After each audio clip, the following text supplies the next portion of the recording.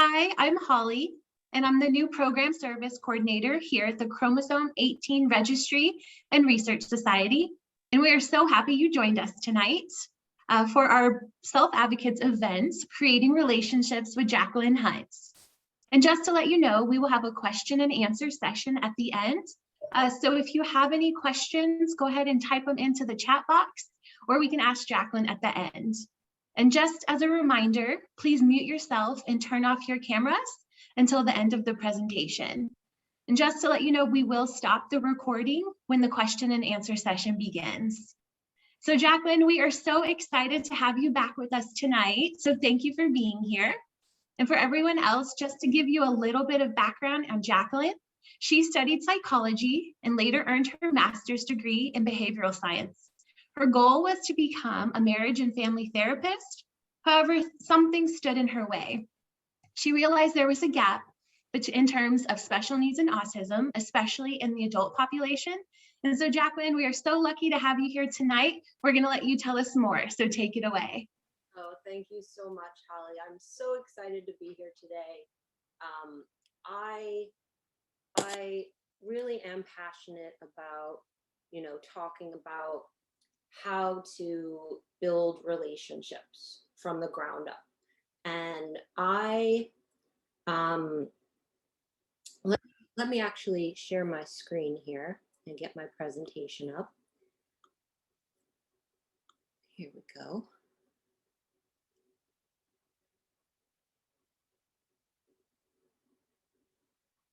Okay. So today's presentation is on creating relationships. Now, I'm a life coach for adults on the autism spectrum, but the relationship building that I talk about today is applicable for anyone. We're building relationships from the ground up. And many people that I work with on the autism spectrum, they struggle in this realm because building relationships is a highly complex activity. Now, Holly already talked about some of my background here. I became very passionate about working with adults on the autism spectrum.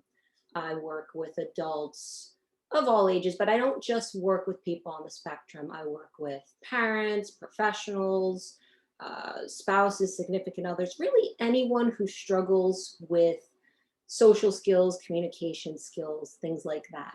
Anyone who wants to better their lives. Now, one thing I love to get out of the way in the beginning is distinguishing between someone who's high functioning and someone who's low functioning. I hate those terms. I really don't like using the terms high functioning or low functioning, but a lot of people on the autism spectrum consider themselves high functioning or labeled by society as high functioning.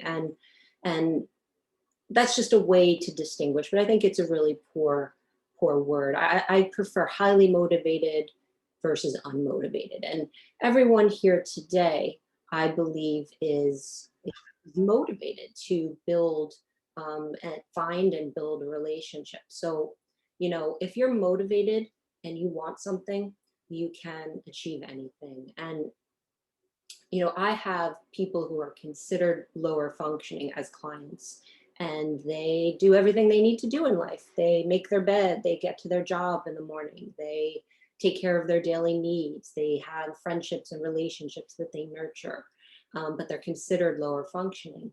And I also have high functioning clients labeled as high functioning who play video games all day and aren't taking care of their daily needs. So that's the reason why I don't like those terms, and I prefer motivated versus unmotivated. And everyone here is motivated and eager to learn, and I have a lot to talk about, and I'm going to try to squeeze it all in this short period of time. But first, I just want to do a very quick overview of what autism is. Autism is a social and communicative disorder. And what that means is it's struggling with the nuances of social interaction, communication. Now, this is part of the textbook definition of autism. The textbook definition, deficits and social interaction, communication, imagination, that's all fine and good, but it's a very technical definition. The thing you have to know is that when you're struggling to build and form a relationship, whether you're diagnosed or not, you are struggling with a very complex thing, social interaction, how to communicate from the ground up. And what I'm going to do today is try to teach that. Now, in autism, the reason I bring this up is, I wish I could show you a picture to illustrate this, but the reason I bring this up is because a lot of people on the spectrum focus more on things like the mouth or objects or things in the background. And they're not always focused on the eyes and the face and where all the nonverbal communication is located. And where a lot of information you need to be successful in communicating is located. And so even if you're not diagnosed on the spectrum, it's important to understand that in order to build a healthy relationship, you need to be aware of nonverbal communication and understand that if you want to connect with someone, you need to look for information and provide information that is important to them. And so that's why I bring this up here. For many on the spectrum, they tend to miss very important information and up to 85% of what's going on in a given interaction. So let's talk a little bit about nonverbal communication.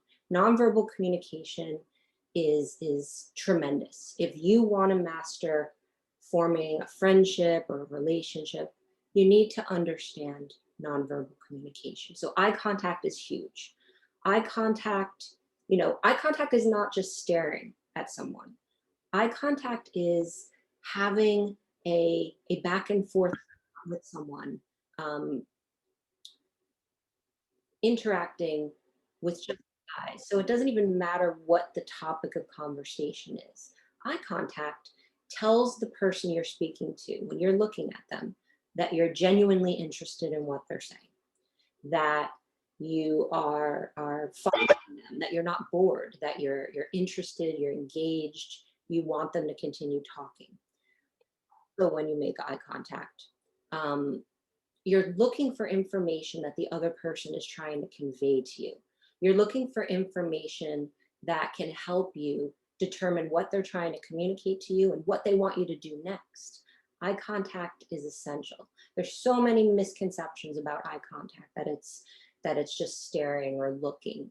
I work with a lot of clients who come to me and they make eye contact, but it's not purposeful eye contact. And so something that I teach, one of the first things I teach many of my clients is purposeful eye contact. What are you conveying with your eyes? And what important information are you looking for with your eyes? Eye contact is essential.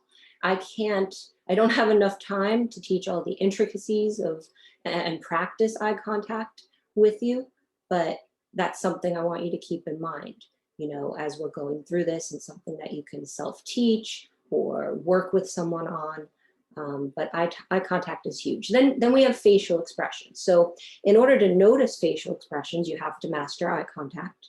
And facial expressions tell us so much. If someone is making a statement and after that statement they frown or they smile, that can change the entire meaning of what they say. Most neurotypical people, typically developing people, say one thing but mean something completely different. And that can be very confusing if you struggle with understanding the nuances of nonverbal communication. So that's why it's essential that you're looking at facial expressions and learning how to interpret those facial expressions. And it's not difficult to learn. if you have someone guiding you, teaching you, I always feel the first step is learning to make that eye contact in the beginning, because if you're making that eye contact, chances are you'll be much more likely to recognize what is trying to be conveyed if you're actually looking at it, looking for the information. And then if you're still struggling, then someone like myself, other trusted people can help you interpret facial expressions. Then we have body language. Body language tells us so much. And all of this communication, remember, applies to building friendships and romantic relationships. So if you want to connect with someone, you need to start learning about how to connect non-verbally. And body language is huge. If you're talking to a possible romantic interest, and you're really into them, but their arms are crossed, or they're looking at their watch, or looking at their phone, or looking away, they're sending nonverbal signals that they don't want to interact. But if their arms are open, if they're smiling, if they're looking at you, if they are engaged in what you are saying, engaged in your company, you can tell that through body language and how they're moving. And so if you're missing those cues, you could inadvertently upset someone if they don't want to engage. And if they do want to engage and you don't realize it, you could be missing out on an awesome opportunity to interact with someone. So body language is huge. There are so many different forms of body language we can get into and talk about. But there's so much I want to get to today. So posture is another thing. If someone is interested, arms are open, sitting up, leaning towards you or leaning away from you. That's a nonverbal indicator. If someone's leaning towards you, they're more engaged, they want to be closer to you, they want to listen to you. If they're leaning away, or if they're stepping away and you keep stepping closer and they keep stepping away, that's a nonverbal indicator that they don't want to be closer. And so you want to recognize that. You want to recognize those things and not just be flying blind to what's going on. Personal space, especially in the time of COVID, we're very, very mindful of personal space and making sure a person feels comfortable in our personal space, and their personal space. So recognizing each individual person's personal space and what they're comfortable with. And the only way you'll recognize that is if you're looking at them, if you're looking for those nonverbal cues. You'll also know it if you specifically ask verbally.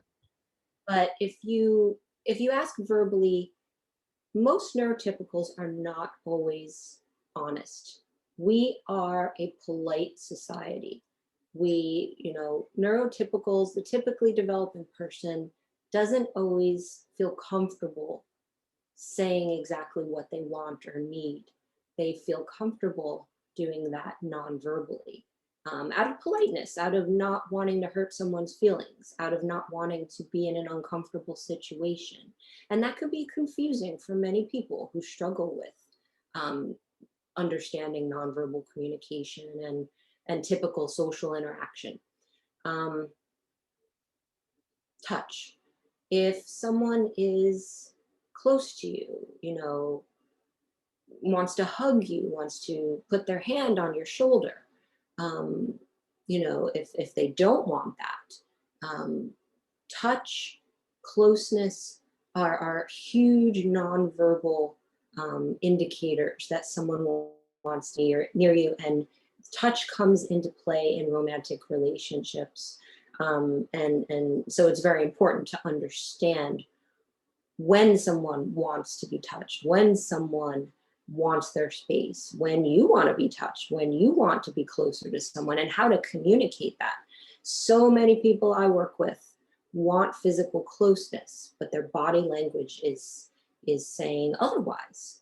And so again, they might miss out on an opportunity. And so the whole point of talking about this is that I want to empower everybody to know what they're conveying to the world, so that if it's the wrong message, the message you don't want to send, that you have the power to change it. that you have the power to do the opposite of what you might be inadvertently sending off.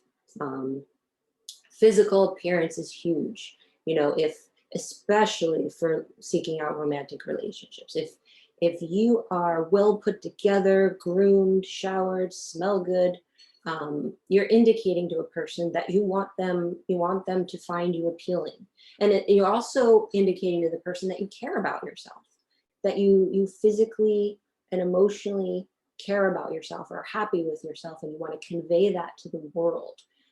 So taking the time to make yourself look good, and noticing if someone is taking the time to make themselves look good for you is a huge nonverbal communicator. If someone is disheveled, stinky, wearing dirty clothes, ripped clothes, they're not taking pride in their appearance. They may not be interested in impressing, and physical appearance is one of the first things people notice about us when we first meet. So that is a huge nonverbal indicator, and something you all want to be aware of when you are looking for a romantic relationship. Then the big one, tone of voice, tone, inflection, volume, how you say something. You need to be very aware. I have so many clients who sound sarcastic, but they're dead serious, or they sound dead serious and are being sarcastic. And so understanding how you sound, how you're saying things, the level of volume, and what's appropriate for every different social situation. If you're in a loud bar or nightclub, you're going to speak a lot louder than if you're in a coffee shop, And so if you're in a coffee shop and you're talking very loudly, that can be off-putting to someone, and you may not even notice your volume. You might not even know. So some things we work on with clients is taking little videos of ourselves and analyzing them and pointing out if we're sounding a certain way that we're unaware of, too loud, too quiet, too harsh.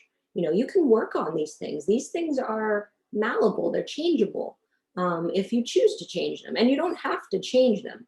We don't ever want to change who you are as a person. We want to make sure you're aware and have the choice to make that change if you so choose. So going back to physical appearance, if you don't feel like putting yourself together that day and you don't particularly want to impress anybody, you don't have to. But if you really do, you have to be aware of it and make a conscious decision. And so that's why I find talking about these things are so important before we get into actually the actual relationship building stuff. So nonverbal stuff, that's good. 80 to 85% of communication is nonverbal. So if you are not aware of those nonverbals, you can be missing up to 80 to 85% of what someone is trying to communicate to you. And they can be missing up to that much of what you're trying to communicate to them. Because even if you are blunt, straightforward, say exactly what you mean, the neurotypical listener may not believe you, because they're relying on their nonverbal intuition. They're relying on their gut rather than what you say.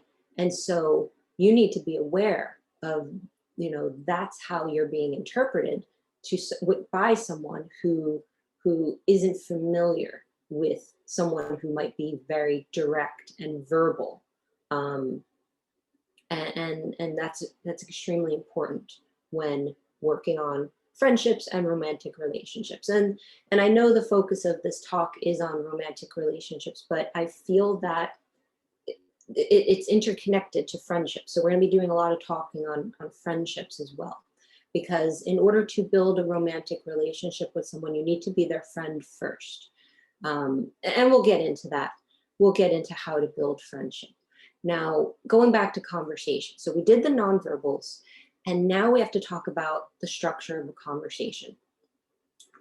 A lot of times, the people I work with, have never been taught and don't intuitively know the structure of a conversation.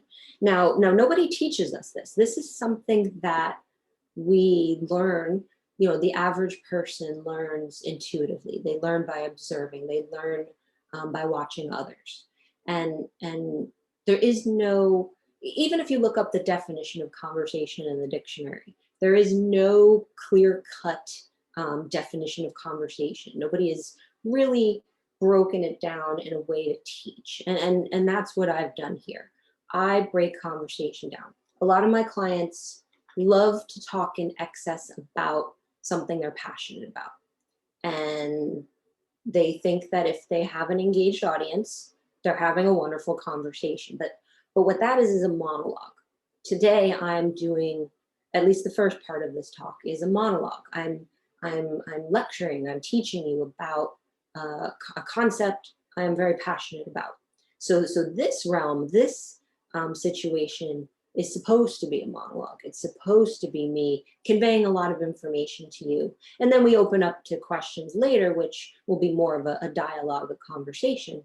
But here, when you meet someone new, we want to engage in conversation, not a monologue. We don't want to talk in excess about anything. We want to have a consistent back and forth, because when two people are having a back and forth, it's engaging, it's fun, it's interesting, we're sharing in something. And so something I really want to teach today is the structure of a conversation. So there's three parts to a conversation. There's initiating conversation, maintaining that conversation, and then terminating that conversation. And so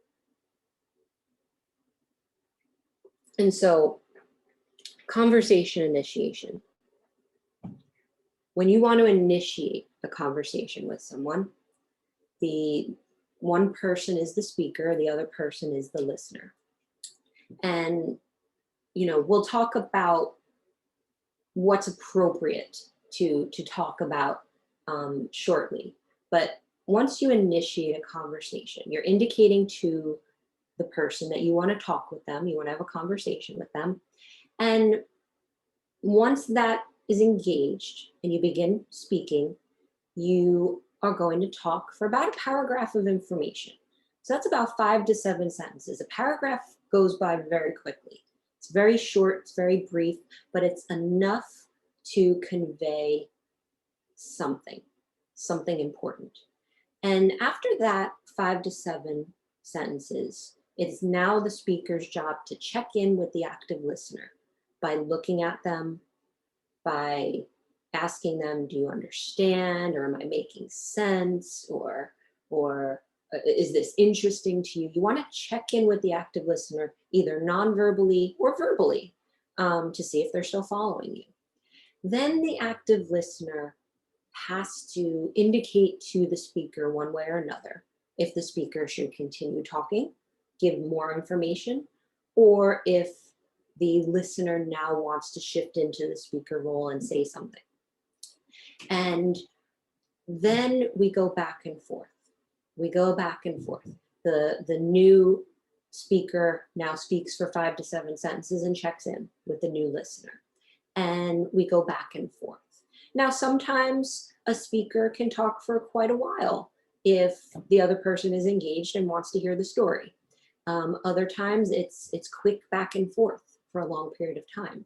There is no right or wrong way to have a conversation, as long as you're continually checking in with the other person to make sure they want that conversation to continue. Now,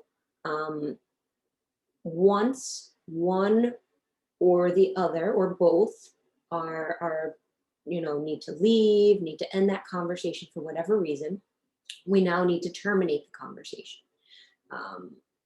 Neurotypicals, typically developing people, sometimes say something like, well, it was nice talking to you, but I have to get going. That's an indicator, a polite indicator, that they want to terminate the conversation and move on with their day. And you can do that politely, you can do that harshly. I don't have time to get into the whole, when I work with my clients, I'm working on these concepts for weeks and months, and you know, working on every possibility we could think of and come up with, so that you have a repertoire, you have a tool to pull from and say, oh, I have these 10 ways of terminating a conversation. Which one is appropriate here? Which one should I choose today? But the important thing to take away from today is how to initiate, maintain, and terminate a conversation. If you get nothing else from this slide and from what I'm explaining, learn that conversation is not a monologue. It's a back and forth. It's an interaction, both verbally and non-verbally. You know, when you're checking in with that active listener, they might not have to say, go on, continue. They might just have to nod or smile or wow, you know? So there's a lot of nonverbals that go into a conversation, and that's why conversations are so complex. Okay. So we talked about, you know, tone and inflection in a person's voice and how that can completely change the meaning of a sentence. You know, depending on how many words are in a sentence, that's how many ways that sentence can be interpreted, just by how it's said. So I have this awesome example that I use all the time. We take the sentence, I never said he took my book. And all we do is change where the emphasis goes, and it completely changes the meaning of the sentence. I never said he took my book. So we put the emphasis on I, and it means someone said it, but it wasn't me. You put it on never, I didn't say it at all. I want to go through each and every one of these, but I want to get to the relationship stuff. But the point here is that this is just how you say a sentence that can completely change the meaning. But this doesn't even take into account context. This doesn't even take into account the body language, the nonverbals. This is just how the sentence is said. So this one sentence, 1, 2, 3, 4, 5, 7 words in this sentence, it can be interpreted 7 different ways, but it can probably also be interpreted another 7 different ways depending on context, situation, you know, when, where, the whole running the gambit. So when we transition into adulthood, you know, we need to master a few things before we're ready, truly ready to build a relationship. We need to have social skills. We need to effectively communicate. If you learn the concept of a back and forth, you're well on your way to being an effective communicator. Socialization, having practice, interacting with people, and understanding yourself is huge. Having that self-awareness, that self-understanding. Now, we all need a social support network. We need family, friends, schoolwork, relationship, hobbies, that sense of community, professional relationships. This is all part of what makes us whole and complete, and gives us access to people that we could potentially become friends with and build relationships with. Then we get into relationship skills, understanding yourself, your sexuality, what you're looking for in a relationship. I worked with this lovely woman who had been looking for a husband. And my question to her was, what are you looking for in a husband? And she said, I'm just looking for a husband. And I'm like, well, wait a minute. We need to talk about, you know, what your needs are, you know, what you want, what you want in terms of your relationship. What kind of person should he be? Should he be kind? Should he be understanding? And she had never thought of that before. And so understanding not only yourself, but understanding what you're looking for, what you want and need in a relationship. And that can be done through dating. And we'll talk about dating in a moment. What we're going to be talking about shortly is the levels of friendship, levels of relationships, how to build that relationship from the ground up. Relationships are complicated. And I don't want anyone to feel overwhelmed by this talk today because it is very complex stuff we're talking about. But I think it's helpful to, when you understand all the complexities that exist, that gives you a lot more to work with when you're ready to start building that relationship. So the first step is finding a potential partner. These days, finding a potential partner, especially in the time of COVID, people are looking on dating apps. If you want to, if you're interested in finding a romantic relationship, dating apps are huge. That's where people are looking these days. It's a realm where people are seeking out a relationship. So it's an excellent way to find a potential partner. But there's other ways, of course. There's having a hobby, going to the gym, having an exercise class where you meet people, book clubs, other types of hobbies, work relationships. Many people, it's not always acceptable in the workplace, but many people do find relationships in the workplace. School, if you're in school, many people find relationships in the school environment. So, if you're home and you're not on a dating app and you're not out pursuing a hobby, you're reducing your chances of finding a potential partner. So getting out there is huge. Being someplace to meet a potential partner is essential. And then we get into dating. The purpose, we'll stop at dating, but the purpose of dating is to not immediately date, connect, and marry the person you first meet. You're supposed to date a variety of people because dating is what helps us learn what we're looking for in a relationship, what we want in a relationship. And the only way we can learn and find that out is by experiencing a relationship and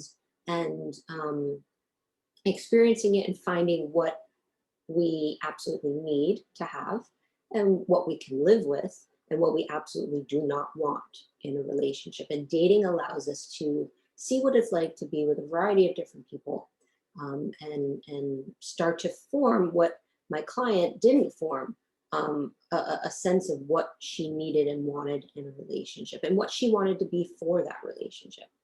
Eventually leads to marriage, having a sexual relationship. That's, not necessarily in that order.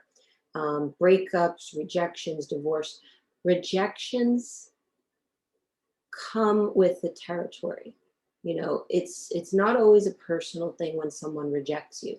There are a variety of reasons. Many of my clients take rejection extremely personally, and it's understandable because they may have been rejected many, many times.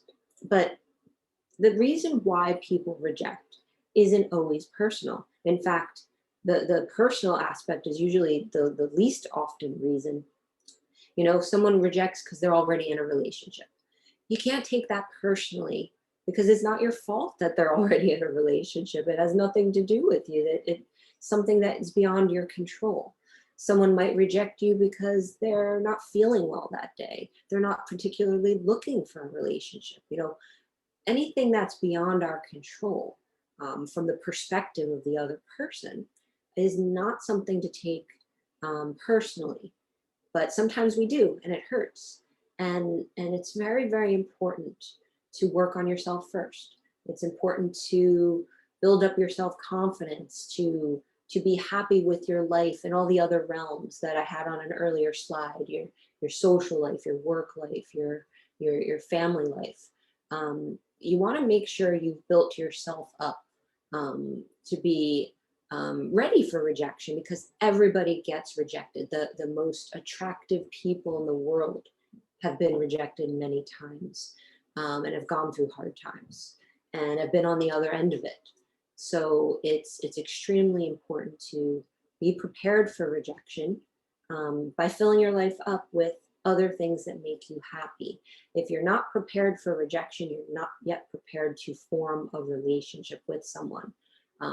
It comes with the territory. And I do a lot of work with my clients in terms of building up their self-confidence, making them feel good about themselves. So many of my clients have gotten physically fit, you know, worked on nutrition, worked on stepping out of their comfort zone and doing things they've never done before. You know, things that make them happy, but are also separate from having a relationship, building a relationship. Okay, so now we get into the fun stuff. You know, this is the friendship pyramid. And the friendship pyramid is important because, you know, a lot of times we're so desperate for friendship or relationship, we finally find someone that gives us some attention, and we might smother them. We might elevate them too quickly up to this best friend level up here. You know, that's way up here. This takes time. This can take months. This can take sometimes years to build up to a best friend or an immediate romantic connection. We have to start at level 1, lowest level, acquaintances. You notice that it's the bottom of the pyramid down here. Lowest level, bottom of the pyramid means there's the most people in our lives are going to be acquaintances. You know, everybody we come in contact with, the mail carrier, the store clerk, the person you see at the bus stop every day. Everybody we come in contact with is an acquaintance. And at that level, we're doing things like small talk. A lot of my clients, they hate small talk, but small talk is important. Small talk is indicating to the other person that you are genuinely interested in talking with them, interacting with them. And the only safe thing we have at this low level is small talk. You know, talking about the weather, talking about your immediate surroundings, talking about something that everybody saw on the news. Small talk. It's not a waste of time. It's a way to indicate to someone that you would like to interact with them, and that is valuable. If you avoid small talk, you don't get to go up these levels of friendship. Now, in the realm of romantic interest, small talk can also include things like compliments, gestures. You know, if you've been dating someone at that level, and you're still in that low level phase, maybe small gifts, you know, but when you're in that phase, many people stay at that level. You either stay at a level with someone, you advance a level, and sometimes you have to backtrack a level because not everybody is made to become a best friend. And, you know, most people stay in the lower levels, you know, as you can see with the pyramid. The higher you get, the smaller the group, smaller amount of people. So level 10, I always like to go to level 10 after I talk about level 1. Level 10 is yourself.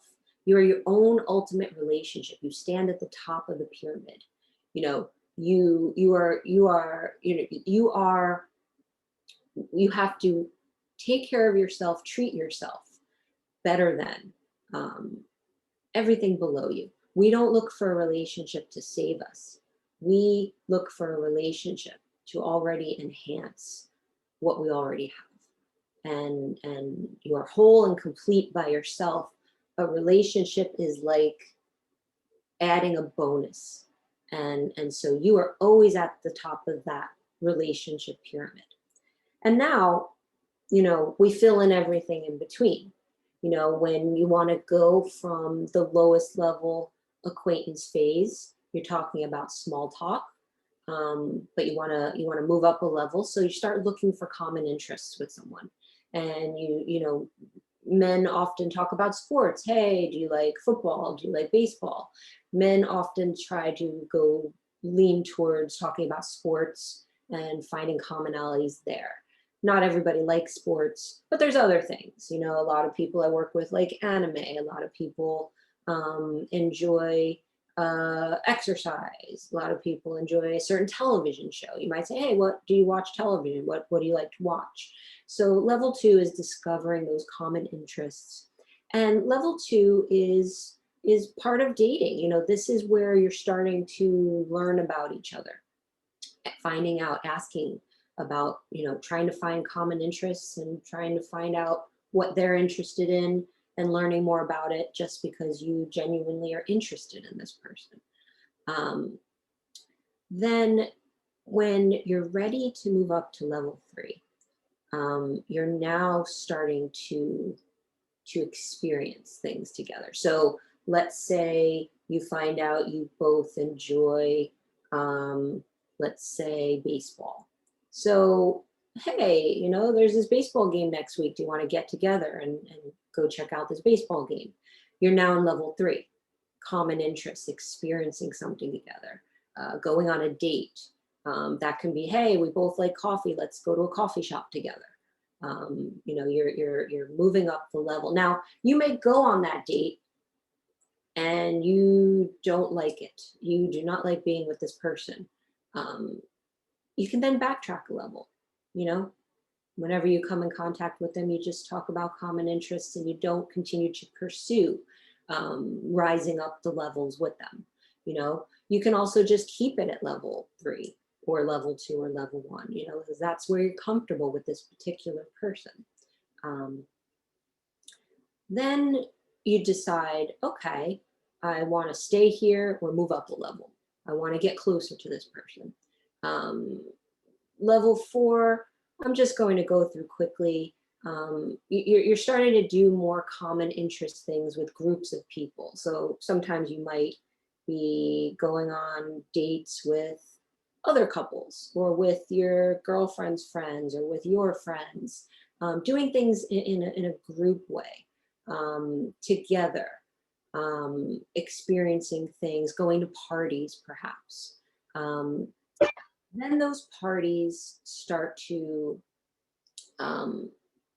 people tend to, when they go to big parties or big events, they start to group up and the groups start to become more selective and you hang out with the same 3 or 4 people, or 2 or 3 people, and you get closer to them. And at this point, you're moving beyond just experiencing things, common interests together. Now you're talking about things like hopes, dreams, desires, ideas. You're getting more intimate. Your level of trust is now, you've had a lot of experience with people at these lower levels, and now you start to know that you could trust in terms of opening up more about your life, your family, what you're looking to seek in the world.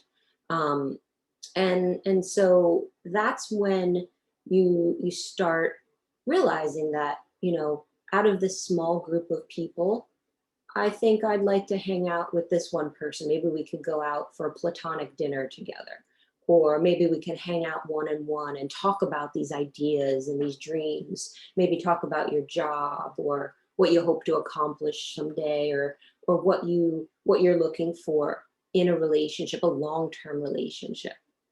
And so that's when you start to get to a really close relationship, maybe even a best friend. And it takes time to get here. This can take months, sometimes years. Sometimes for most people, you're not going to ever achieve that. That's why a best friend is usually 1 to 3 people in your life. And when you hit best friend level, that's when you are looking for,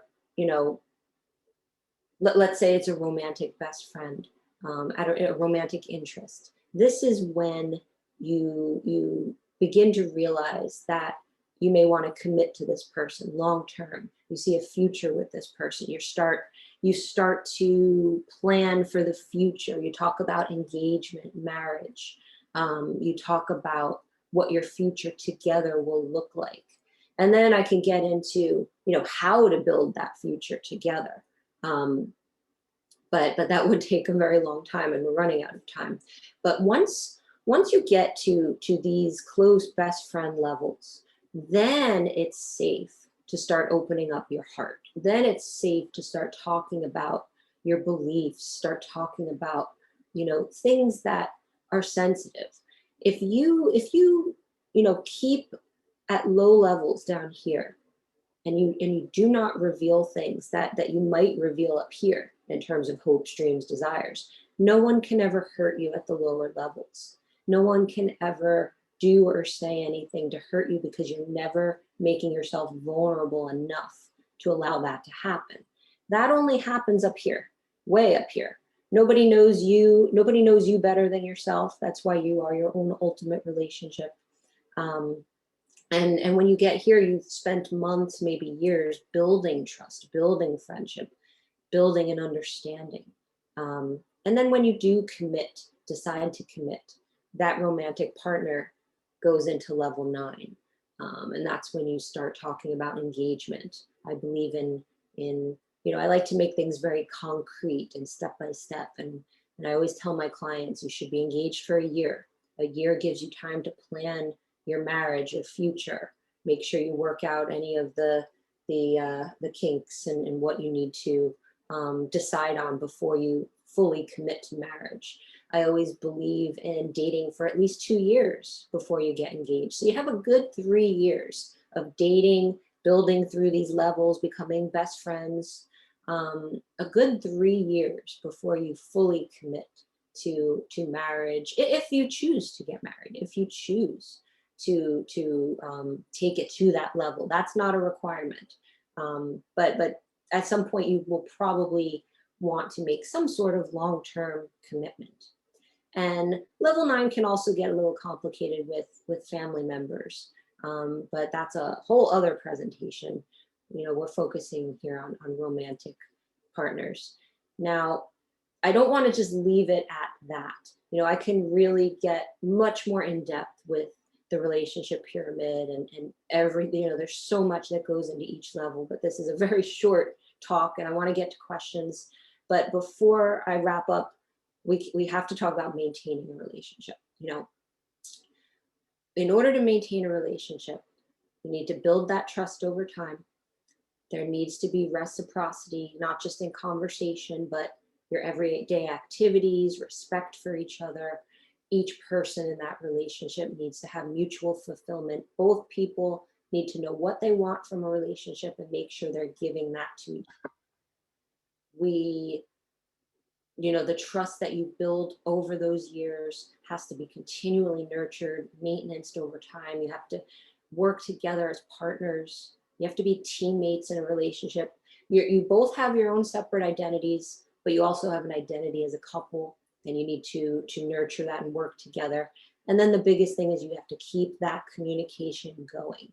The number one reason why couples fail, couples relationships fail, is because they stop communicating. And you have to continually interact, communicate, talk about things to maintain that relationship. So everyone deserves a chance to live up to their fullest potential. Everyone deserves to find contentment, a relationship, having a good quality of life. But, a relationship isn't the be all end all. Success is being a happy and healthy human being. So as long as you're happy, you're healthy, you're fulfilled in life, a relationship is bonus, a relationship is extra. And I wish I had more time to go into all of this in more detail, but I want to open it up to questions because I know you might have a lot of them. Let's open it up to questions and see where that takes us.